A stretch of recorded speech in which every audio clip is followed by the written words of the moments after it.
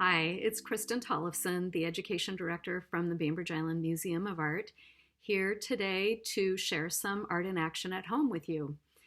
You know, when you're at home and you don't have a lot of art supplies and you're thinking about ways that you can make art that might be interesting and new, you can look in your kitchen and you can look outside and you can find some materials that might be interesting to make some experimental paints with.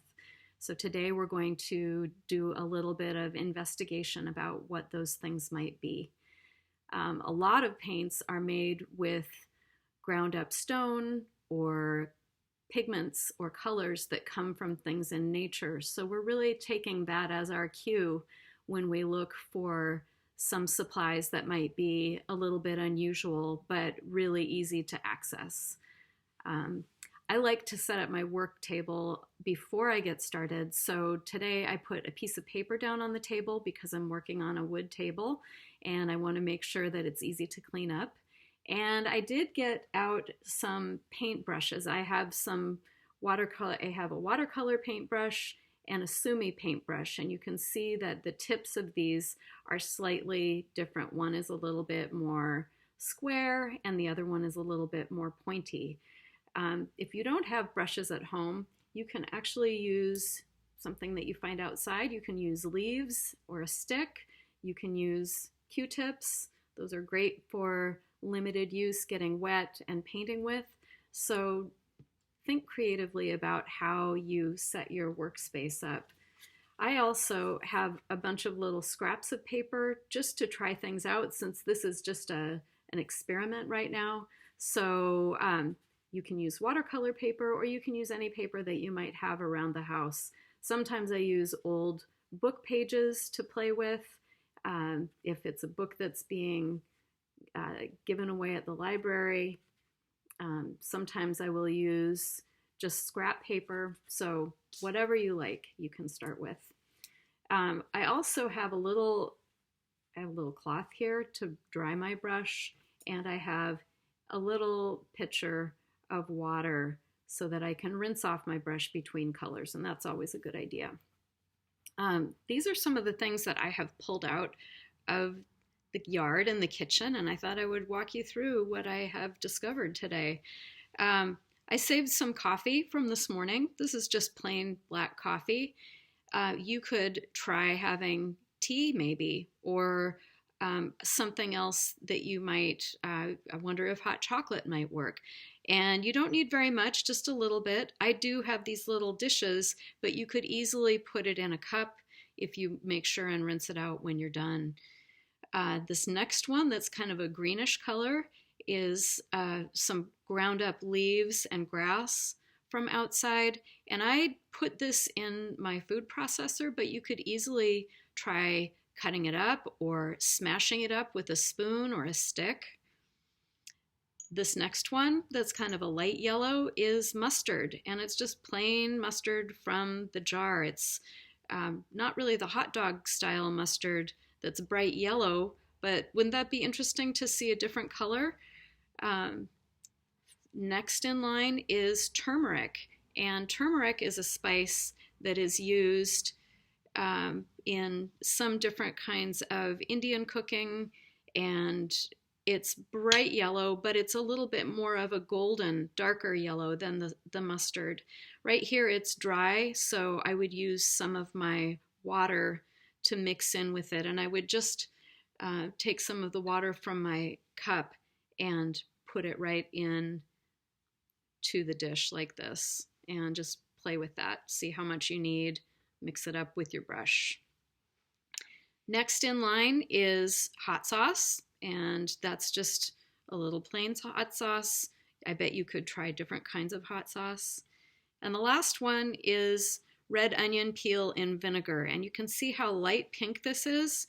It doesn't leave a very strong color on my paper, but what's interesting is that I put it in vinegar, and this is just cold vinegar, and it's been sitting for a while, and the color came out in here.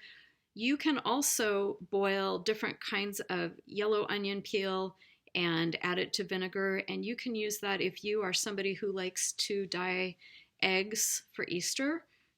You can use natural colors for dyeing eggs too. So I want to show you some of the effects that I've gotten with some of these things. And I have a little sample sheet right here. Let's see if I can hold it up. You can see what I have. The coffee I just painted with the brush, and it left this kind of light brown color. If you paint over it again with the brush, you'll get a darker color because the layers of coffee will layer up on top. This is a really fun, almost like watercolor shade to get with. We have hot sauce here. We have turmeric here, and you remember that that was the kind of more golden color. Mustard. I have some drippy red onion skin here. It's very, very light pink. It's hard to see. And then the leaves and grass over here, which are kind of light green. You'll notice that these colors are not really deep colors. They're kind of light and they're kind of natural looking. That's because we're just using straight pigments and we're not mixing it with any kind of chemicals. If you are lucky enough to have a set of watercolors, you can also do some tricks and experimentation with your watercolor set. So I want to show you a couple of things here. Different ways of using watercolor are by painting the watercolor paper with water first and then getting your brush full of color and putting it down on the paper. That will leave kind of a feathery, wet look. It's called wet on wet. And if you want a stronger, sharper edge, you can just take your brush and paint it directly with the color on the paper, and it will get this kind of stronger edge. Here's some other examples of, here is a dry brush with pigment directly on the paper, and then I've come back with a wet brush with no paint in it, and I've sucked some of the color out to make that cloud shape. Another really interesting thing is that you can borrow from your kitchen is salt, and this, just a little hard to see, is watercolor that has had salt sprinkled on it, and you can see how it creates kind of a speckled, cloudy look. That is another thing to experiment with. Here is a coffee painting that has a little bit of the salt on it. You can also see how the salt draws some of the color together. I want you to think about those things that are just in your arm's reach, that are within your house, that are outside your house, that are easy to access, that you can play with and explore and make some art of your own. So if you do that, please think about sharing it with us at the museum so we can learn together.